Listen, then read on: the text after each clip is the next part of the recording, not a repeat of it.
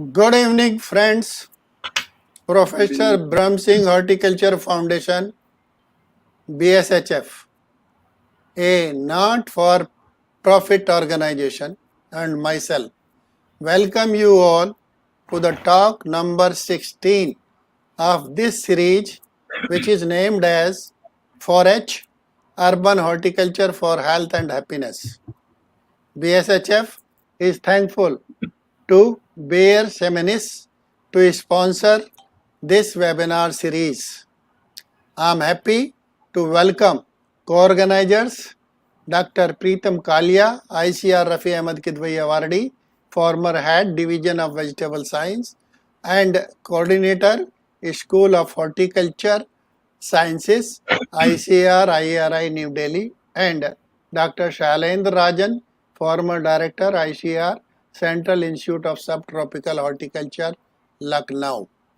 The webinar today, as you know, is on orchids in urban horticulture for health and happiness by Dr. P.K. Rajivan, former Associate Dean, College of Horticulture and Registrar, Kerala Agriculture University, Thrissur. BSHF is thankful to Dr. Rajivan for honoring our request to speak on his experience on orchids and urbanization of these. Orchids are considered, as most of you know, a symbol of love, rare beauty, strength, and wealth. Besides beauty and pride in possession of orchids, there are edible orchids such as vanilla orchid, which is the source of popular vanilla flavor. It is believed that certain orchids are healing and protective properties. Orchids are also used to make medicines for curing cough and lung illness. Dr. Rajivan would educate us much more on this aspect of orchids. Friends, questions can be raised in comment or chat box, which will be answered after the talk. Now I request my colleague Dr. Preetam Kalia ji to introduce Dr. P.K. Rajivan. Please, Dr. Kalia, please. Is Dr. Kalia there? Hello? Hello? Whether I was audible or not? You Hello? are audible, sir. You are audible, sir. I was audible. Then what happened to Kalia, sir? Shivangi? Okay, there seems to be some problem. Rajivan, sir, am I audible? Yeah, you are audible. Okay. I think by the time Dr. Kalia comes, let me continue with that. Dr. Rajivan, P.K. Rajivan, after retirement, he settled in Thrissur, and presently he is Vice President of the Orchid Society of India, and he is the Vice President, Farm Care Foundation. His major areas of activity are my favorite one: protected cultivation of cut flowers and foliage, and landscape horticulture. He has served as head of the department floriculture and landscaping. Hope I am audible. Yes, sir. And then Associate Dean, College of Horticulture. He was Registrar, Kerala Agriculture University, and he had been member of Research Advisory Committee of the National Research Center Orchids and a member of QRT of the same center NRC Orchids, that is in Sikkim. Then he was a member committee for dust testing in orchids. That is a PPV FRA assignment. And then he was a member of QRT of ACRIPS Floriculture, a important ACRIP program of ICAR. So this was about the short introduction about Dr. Rajivan. Now it's my proud privilege to request Dr. Rajivan ji to benefit us by his rich experience on orchids. Dr. Rajivan sir. So thank you very much for the kind words, Dr. Brahma Singh. Right away, I will enter to my topic. The topic is orchids in urban horticulture for health and happiness. When you look at the distribution of native orchids in the country, we can locate at least three hotspots.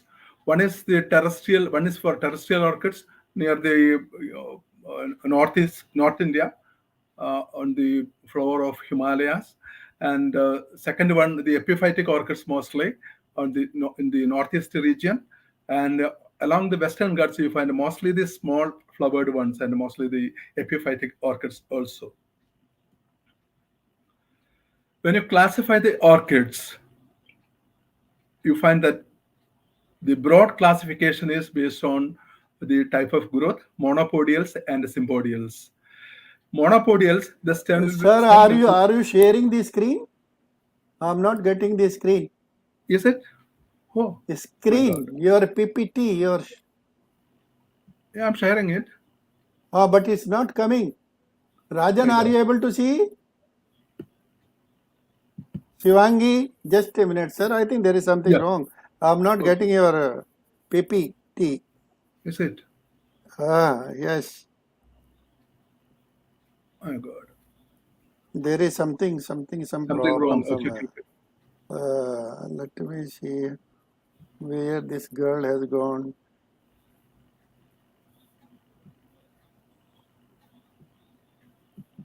I'm sorry about it.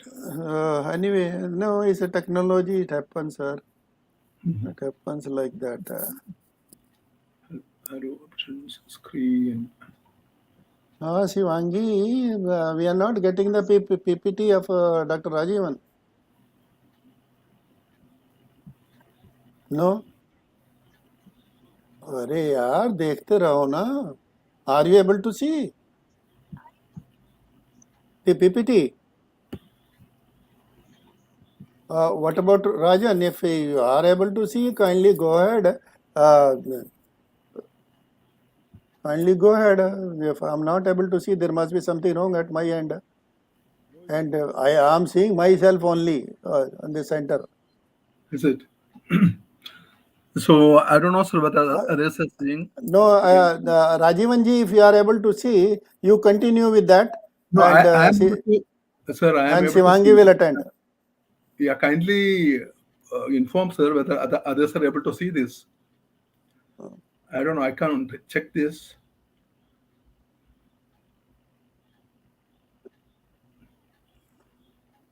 Hello, sir. Just a minute, sir. Sure, sir. She's working on. Yes. Shivangi, are you able to see his PPT? All right. Okay. Should I ask him to continue? Okay, Rajivanji, you continue if you are okay with that. I'm okay. Others can see that. The topic of presentation today is orchids in urban horticulture for health and happiness. Check and let me know. Yeah. So about the distribution of wide species of orchids, you find on the North India, mainly just the foothills of Himalayas, you find mostly terrestrials, and the northeast region mostly epiphytics, orchids, and along the western Ghats you find the small flowered epiphytic, mostly epiphytic orchids. When you look at the classes of orchids, broadly you can divide into monopodials and sympodials. Monopodials will be having an erect growth of stem, whereas in sympodials, the true stem will be creeping. And among the sympodials, you find tropical species, tropical genera, mostly epiphytes. And among the temperate, you find mostly terrestrial genera. The important tropical genera are Dendrobium, Cattleya, and Oncidium, whereas the temperate terrestrial genera are Cymbidium and Paphiopedilum. Among the monopodials, there are three classes. One is the tall-growing epiphytic orchids, Arachnis or the spider orchids, then the Vanda, Arandara, Ranandara, etc. And the intermediate epiphytic monopodials, you find the Aranda, Mocara, Vanda. Mostly they are all intergeneric hybrids. And the short-stemmed epiphytes, you find the Phalaenopsis and Doritis. Besides the aesthetic aspect value of orchids, they have nutraceutical aspects or values too. And several species of Dendrobium and vanilla, they are used in medicinal aspects. Vanilla, planifolia, pod, the fresh pod, the dried fruits and essence. You can find it on this slide. When growing orchids, the weather conditions, just like many other crops also, these are more, but here it is more specific. They are very important. And the relative humidity has to be very high in all the genera. But the temperature will vary according to the class of orchids. Tropical orchids requiring more temperature, high temperature, and temperate requiring very low temperature. Light again varies for different classes of orchids. That varies from full sun to just 20% sunlight or 80% shade. So when you look at the whole picture of orchids,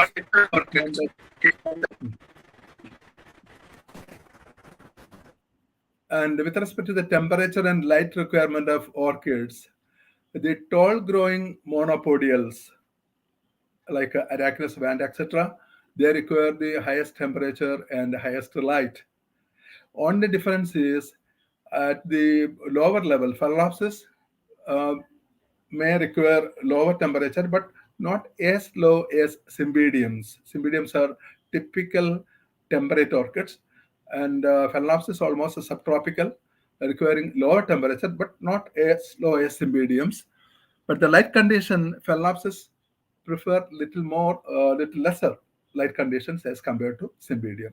The rest all aspects they go parallel with respect to temperature and light requirements. So when you look at the light incidence in terms of quantity, you find monopodials require about 60,000 to 80,000 lux, whereas Phalaenopsis is requiring the least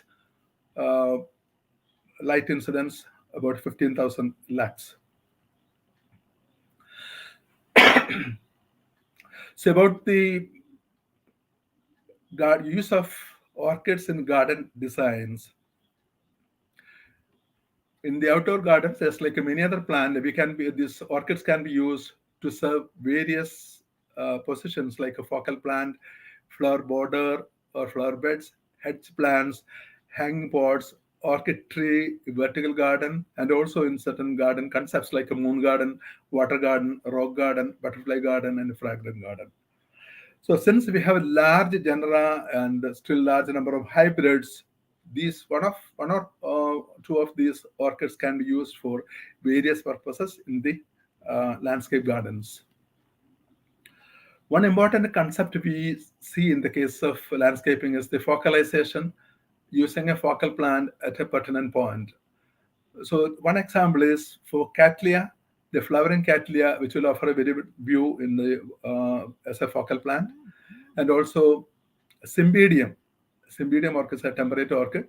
Also in certain locations, certain seasons, that will be serving as a very good, certain varieties especially will be serving as a good focal plant. As to the flower beds and borders, Spertaclotis is one plant that is used to plant along the border, a ground orchid, which can be planted along the border, and that will be satisfying to the general requirement of landscaping. Whereas the tall growing monopodials like Aranda, Vanda, Arachnis, etc., can be used as hedge plant. And in all these landscape concepts, we use arches and pergolas also, and appropriate plants for these. Oncidium is one important plant which can be used on the pergolas, and several other types also like Phalaenopsis and dendrobiums also. When they are in flower, there can be all these plants can be used along the arches. And one concept is an orchid tree, a branch of tree on which you can plant different epiphytic orchids. So when they come to flower, you can find an exhibition. They exhibit different kinds of flowers, different growth pattern, and different floral designs. And some of the orchids, the epiphytic orchids, you can tie on to trees, coconut, other trees, tropical orchids, especially on the coconut trees, and that will be a good site. And again, some of the orchids like Ringostylus or the foxtail orchid, also, since they are epiphytic orchids, you can easily tie onto a branch of a tree. And while flowering, that will give a very natural appearance.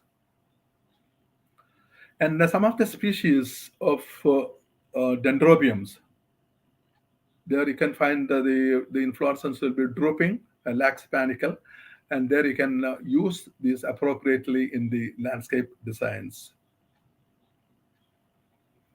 Most of the intermediate monopodials can be grown in hanging baskets along with symbodials. And this slide is taken from an exhibition. And you can find a variety of intermediate monopodial orchids like Ascosendas, Vandas, and exhibiting a very good color pattern or design. In the tropical region, you can go for dendrobiums, oncidiums, etc. It can be grown in pots, and even vandas too can be hung hung from the ceiling, and the vandas very good as in hanging pots. And another concept is the vertical garden, where we can have a wall made of material like a husk, coconut husk or fiber like that, and on the wall you can plant different genera, different varieties of orchids, and that will have a very good vertical display having different color patterns. And another concept is use of some of the orchids in the moon garden. You know that in the moon garden, white flowered plants are used in the moon garden, and the Phalaenopsis is a very good example. Then white varieties of oncidiums, in Paphiopedilums, Havenaria, then again Vanda. All these are suitable for moon gardens. And with respect to Vasco stylus and Neostylus, you find in these two varieties, especially, they are fragrant too. So besides being used in the moon garden because of the white flowers, they are fragrant too. And other hybrids that are used in the fragrant garden are Ascosendas and some of the varieties of Vanda mini palma, like that. And also uh, Vasco stylus Vanda and Ascosendrum, bay blue. Then also different varieties of orchids that are used in the fragrant garden.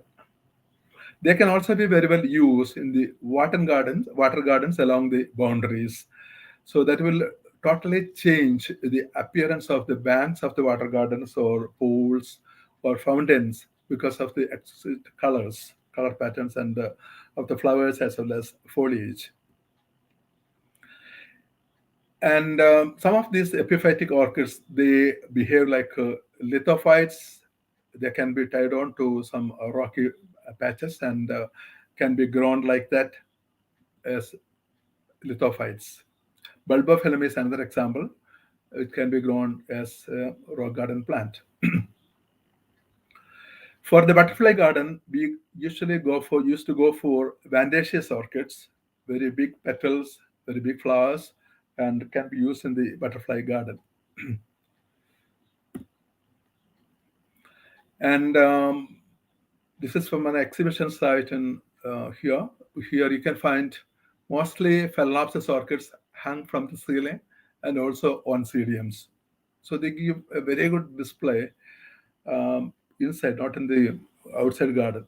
So indoor gardens, when you think about the indoor gardens, the primary thing is when you place any plant in an indoor garden, you have to see the amount of light incident at various locations near the windowsill, inside, near the sofa, or near the walls, like that you have to see.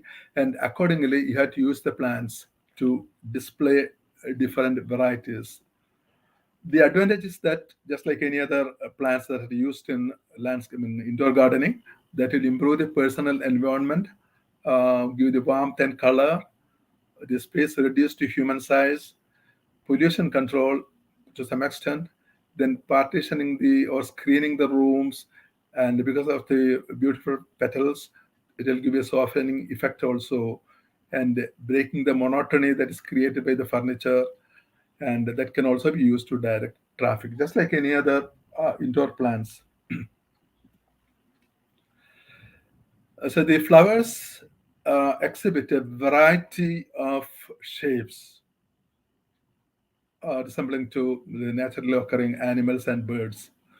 The monkey orchid, then the dove orchid peristeria, then the bee orchid, then the lizard orchid, then the holy cross orchid. You can find the labellum is modified like a cross. Then scorpion orchid, the very shape of individual flower of arachnis. Then the lady slipper orchid, Paphiopedilum, where you can find the labellum is modified to form a picture-like structure. Then the brassia, when all these things like a spider, appearance of a spider. Then foxtail orchid, Ringo stylus, you can find the inflorescence taking the shape of a tail. Then the white egret or the habenaria, like a bird. Then Oncidimor dancing girl, typically exhibiting dancing posture. And the peristeria elata or dove orchid, as if a dove is perching inside a flower.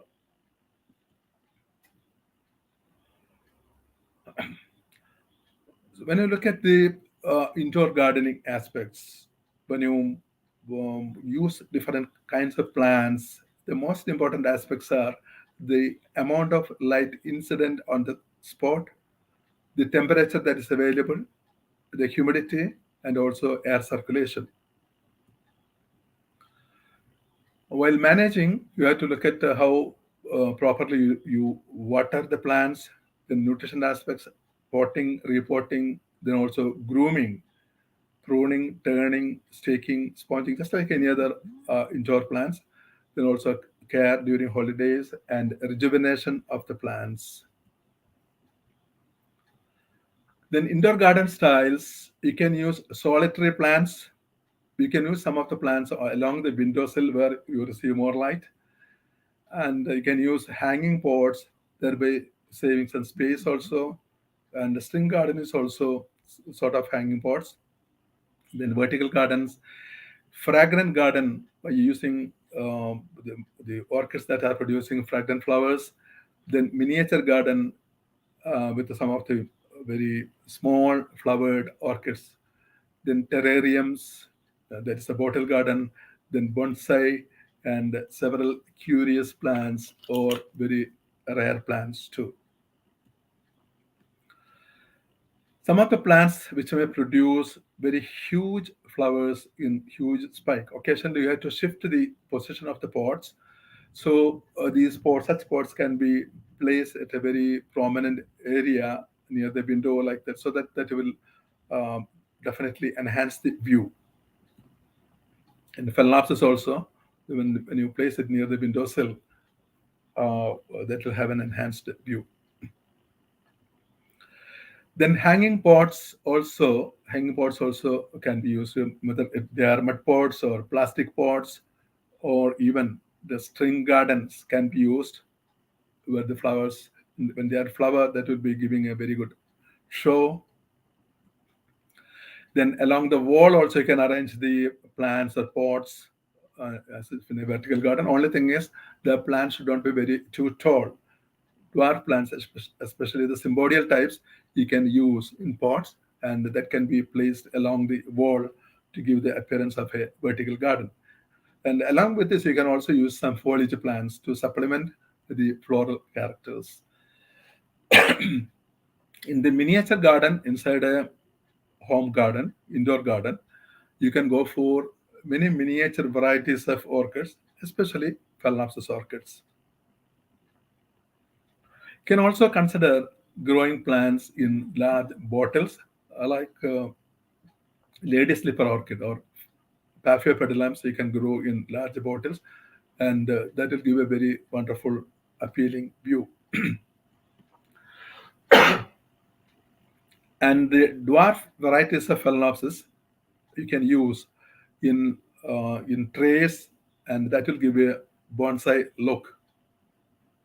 One thing is in the case of Phalaenopsis, the most important aspect is the incidence of light, and you have to in a room you can preferably you can choose areas which are receiving very low intensity of light, and they can be placed appropriately to give a bonsai look. You can even grow these Phalaenopsis in water. Only thing is, after some time, the older roots may decay. That will be dipped in water. That may decay, and the new roots will be coming out. That will be a different method to exhibit the orchids. Then it may be required in certain times to use artificial lights to supplement the light requirements in orchids. So that can be done so that you can display the orchids at well lit areas.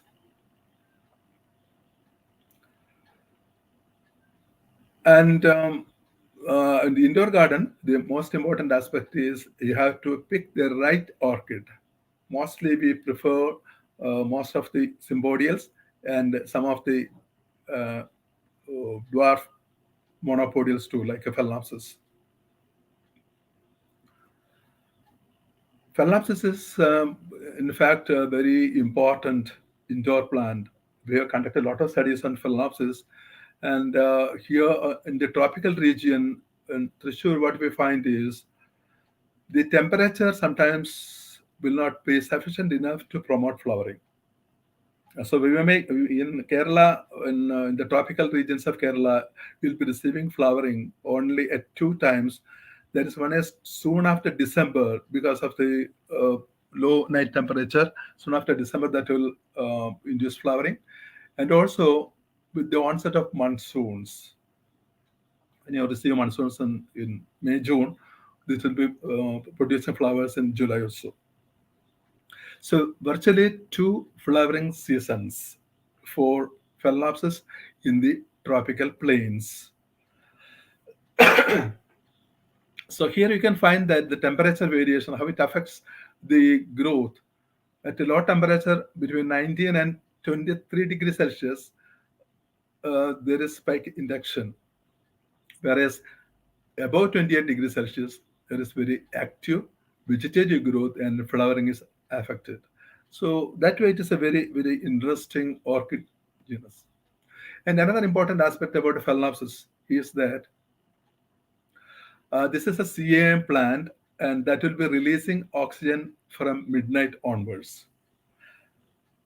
One of the factors we attribute to the indoor plants is that will also be releasing carbon dioxide, and that is not a very healthy thing.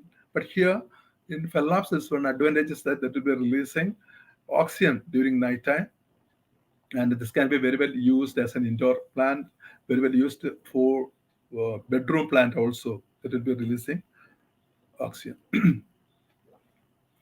Several hybrids are there in Phalaenopsis. Several novelty hybrids are there, and you find all colors, different varieties, large number of florets, and this can be displayed at various locations in your room. depending upon the light requirement. And I would like to add few more points about Phalaenopsis. Here, the roots are also capable of doing photosynthesis. So when you plant these in mud pots, all the roots will be coming out. Whereas when you plant in transparent pots, all the roots will be confined to the plastic pots. This is a very important aspect. And when you use a mud pot, it will be very difficult to plant out, to separate the plant from the pot because the roots are clinging onto the mud pot. So you have to always indoor plants, any indoor plant, you have to clean the leaves occasionally, especially in the case of broad-leaved orchids like Phalaenopsis. And you can display in various using various methods. Just cover with a jar so that the humidity will be retained inside, because most of the orchids prefer very high humidity. You can even display on the walls. Occasionally, you can change it. And you can also display some of the foliage orchids like a jewel orchids also together with flowering orchids to create a different variety mix. Here at Horticulture, we had been using a fan and bed system to grow Phalaenopsis. As I have mentioned, the flowering is confined only to 2 seasons, December, January, and about June, July, like that.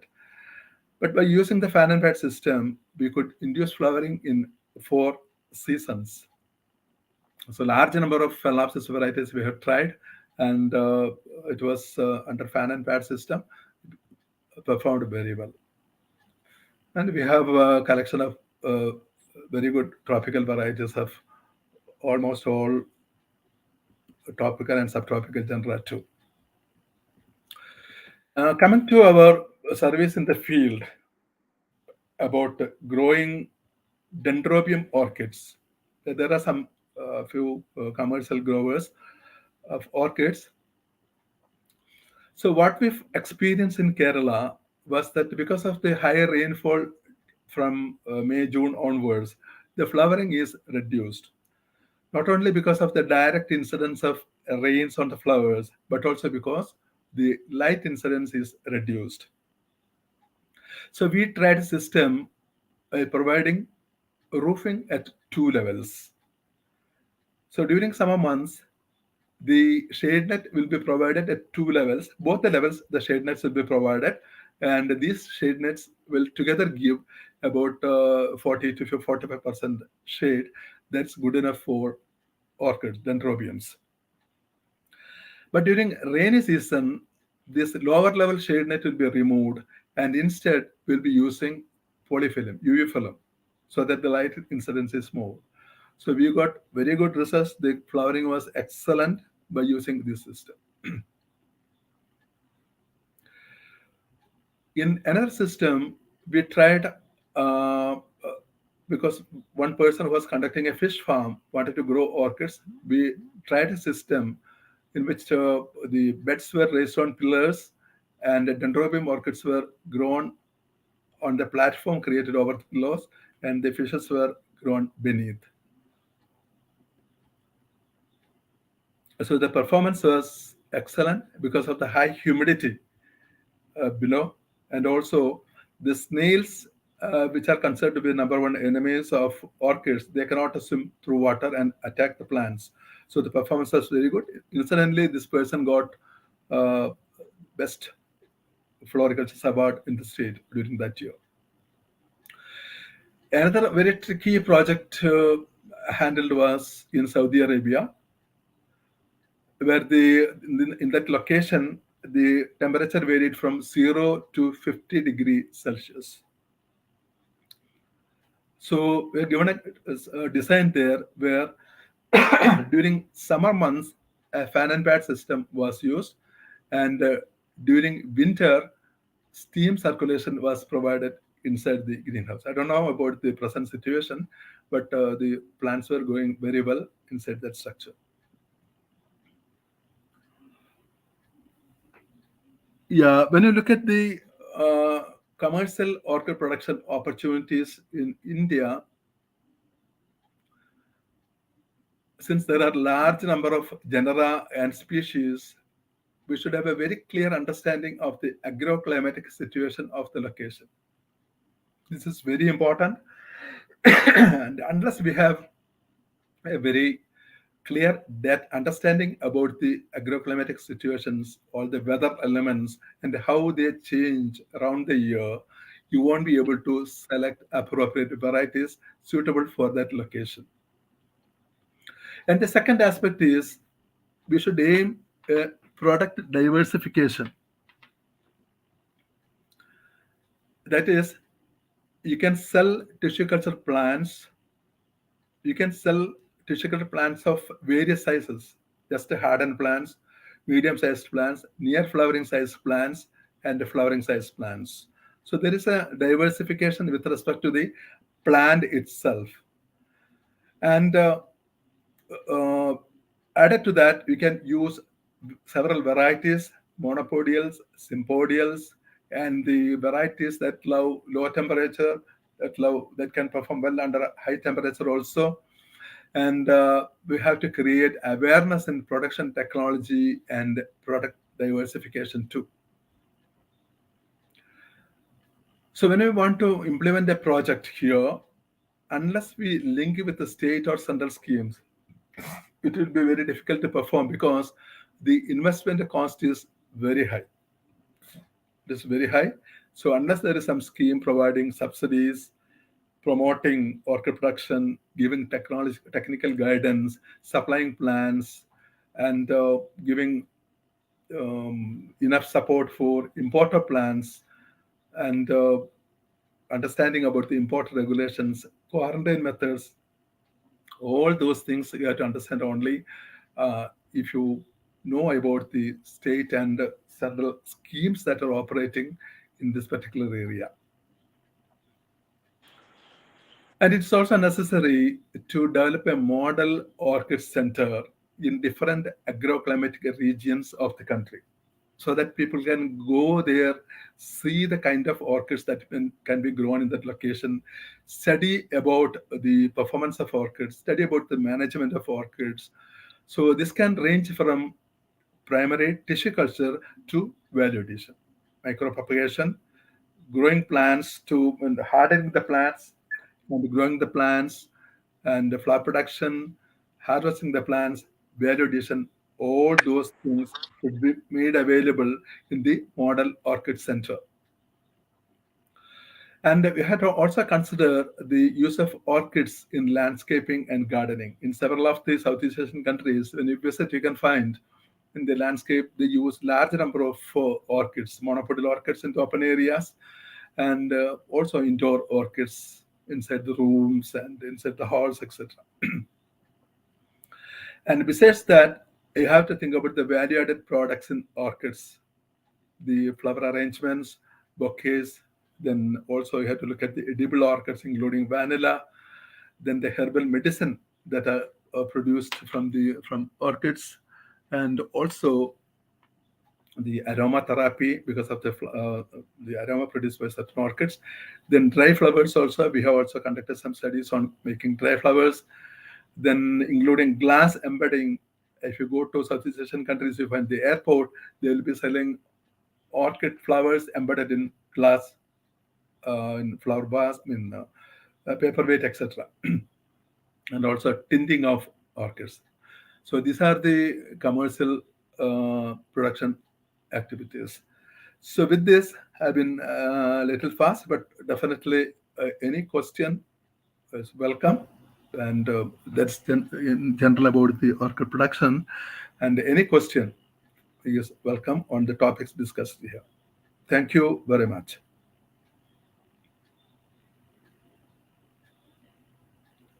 Taking us to the world of beauty. The world of beauty, the orchids, beautiful one. We sail through the beauty. Good one. Now I request Dr. Rajan. Dr. Rajan, are you there? Dr. Rajan? Whether I am audible? Now you are audible. We are eagerly waiting for your comments. Okay, sir. Okay. Moderation rather, not come Okay, moderation. sir. Okay. So, Eagerly waiting. an excellent talk by Dr. Rajivan, who is one of the most experienced person in the country, particularly having the experience of different types of orchids. And we learned a lot of things out of his talk, because orchids are somewhat rare to the most of the areas, in particularly in northern parts. And he has talked how indirectly how the urbanization of the orchids are taking place, and many of the facets of the orchids, how they are related with the life, how they are related with the our landscape. He has very well presented, and from his talk has indicated how the orchids have gone from jungle to cities. Now we have habitated them in cities, and orchids from Himalaya to Kerala, these all we have seen, and the natural habitats have been changed, and it has come and adopted well to the urban areas. So he has very well described about the environmental factors which are important and which are required to be studied, considered for different types of monopodial and sympodial orchids. But the place of the orchids in the landscape in different slides, we have found that it is a somewhat addition to the knowledge, particularly for the people who are using, we are expert of the landscapes. Then beautiful photographs of the rare orchids of different species, which we could set. We are thankful to him. And orchids can be placed anywhere inside the or our different types of this landscapes, as well as the gardens, as well as even in the bedrooms. They are used in the vertical gardens and the different types of garden. The moon garden, where only white orchids are there, beautifying different types of garden. The orchid has its important role. Then most important orchids which we could find, those are the orchids with the fragrance, where those are befitted with the fragrance garden, and the urban indoor garden will definitely welcome all these orchids. Then resemblance of the orchid's flowers with different types of animals, particularly monkey, crow, scorpion, then lady sleeper, spider, foxtail, dancing girl. All these are the nature's resemblance, and we could see it with these great examples. Then he is very much stressed on the requirement of the orchids. Your orchids are not successfully grown everywhere, how the temperature, light, thus humidity, and particularly he has also given some stress on the air circulation, where we have to place it, and its place in indoor garden has been is important, and he is shown at where how best it can be utilized.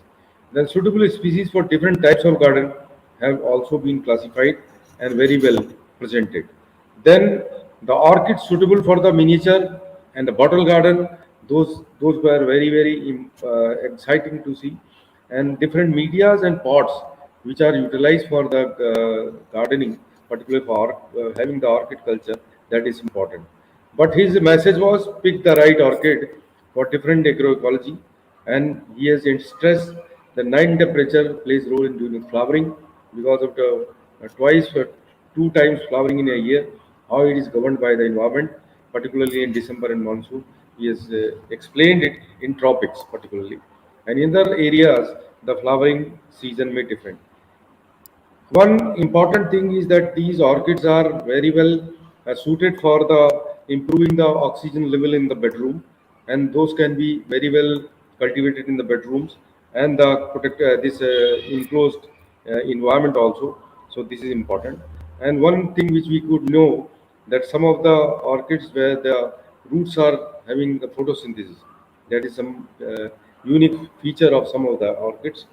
And how to take care of the orchids he has indicated well, and well how we can use them, how we can arrange, and particularly foliage orchids, those are important, how those can be mixed with the flowering orchids. Then the shade net management, how it is important for the cultivation of the orchids, commercial cultivation, and under Indian conditions, how these orchids can be commercialized. He has given one of the example of the fish culture plus orchid culture also. That was very interesting, exciting. Another example, growing orchids from 0 to 50 degrees centigrade, because orchid cultivation can be successfully demonstrated in 1 and 2 years. So these type of short term these plans can indicate, and this can work as a model. And but there is importance of the climatic condition for the selection of the species, and there is a need diversification of the orchids also is indicated, where the orchids can be right away uh, taken away from the tissue culture, semi-hard, hardened, pre-hardened, and afterwards it can be grown and marketed before the flowering or at the flowering stage. So this has lot of value, economic value also. High cost valued potted plants of orchids can be utilized that way, and this diversification within the orchid cultivation, it is somewhat important. Here's a suggestion for the model orchid centers in different agroecological uh, regions, that is important. And what are the landscape requirements, world value addition with the orchids? These all have been very well uh, narrated, and several important slides have definitely attracted us. And we are thankful to Dr. Rajivan with his the slides talking about his rich experience about the orchids, and most of them are related with his work, or where he has very well narrated how these things are fit to be fitting with the orchid culture. Thank you very much, sir. Rajan, is Dr. Kalia around? Dr. Kalia, can we hear you? No, he's not there. Hello, Dr. Kalia sir is not there. Okay, okay. I have to thank Dr. Shailendrajan for nicely moderating and making the thing much more brighter and beautiful on orchids. So, friends, we had a wonderful talk, as was expected, from Dr. Rajivan on this orchids. What I want to add that country is importing large quantity both in terms of money and the weight of the or volume of the flowers, these orchids. While as you must have observed by the talk of Dr. Rajivan and with other experiences, that country has got a great potential to multiply the orchids. So I think something is missing somewhere, though everything seems to be at place. The Orchid Research Center is there, orchid promoters are there, orchid exporters are there, everything is there, but it's not picking up. So there is something we have to debate upon and find out how to push this sector, the beautiful sector, orchids, and they require the least care. And they have got certain unique things which Dr. Rajivan has highlighted, which were further highlighted by Dr. Rajan. Even the photosynthesis in root. Photosynthesis in roots is something, you know, and then the different shapes of the flowers resembling with the different objects, they are there. But the most important thing is the medicinal value of these. We have to, I think over seriously how to uh, make them commercial thing. Otherwise, now it's a hobby only at present, and very few people are doing the business on that. And there are vast possibilities, and one of the possibility, the interesting one, the unique one, he has pointed out that on an aquarium where the fishes in a pond and the fishes are multiplied over that also one can have orchids. So added advantage and create a ideal climate for the orchids on that by creating certain structure. And they can be grown anywhere, indoor, outdoor, on the tree tops, on several places what Dr. Rajivan has clearly pointed out, and one can create a fantastic landscape using these. I see Dr. Kalia. I will request him to add his comments. So, Dr. Kalia, you want to add something?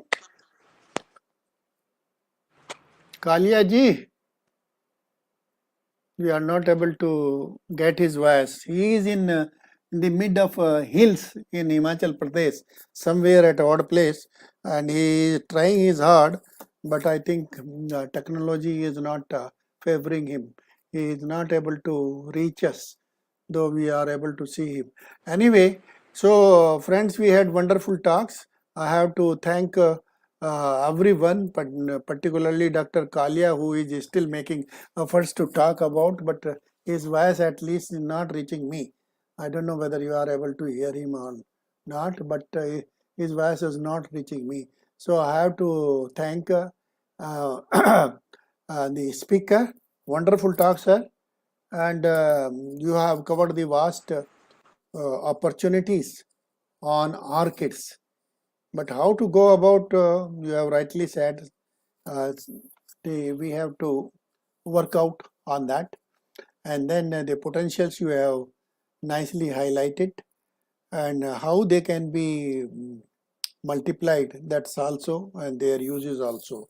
So overall, it was a beautiful talk on beautiful flowers. I consider orchids as most beautiful one, and they have got the added advantage of long shelf life. Long shelf life. Generally, flowers have got short shelf life, but the orchids have got the long shelf life. So there are certain good things with them. We should make use of this. With this, I think I thank Dr. Rajivan, Dr. Rajan, Dr. Kaliaji, and Miss Shivangi, who behind the curtain is helping us a lot, and she is making the things to go. Now, Shivangi, I think next talk is on. Can you just display the flyer if you are ready with that?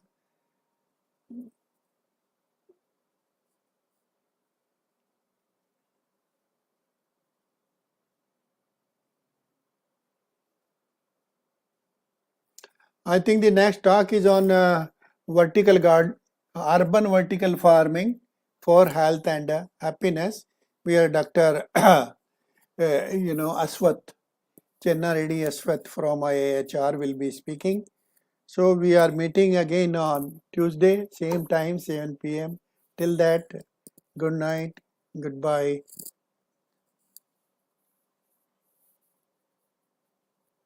Okay, no wash.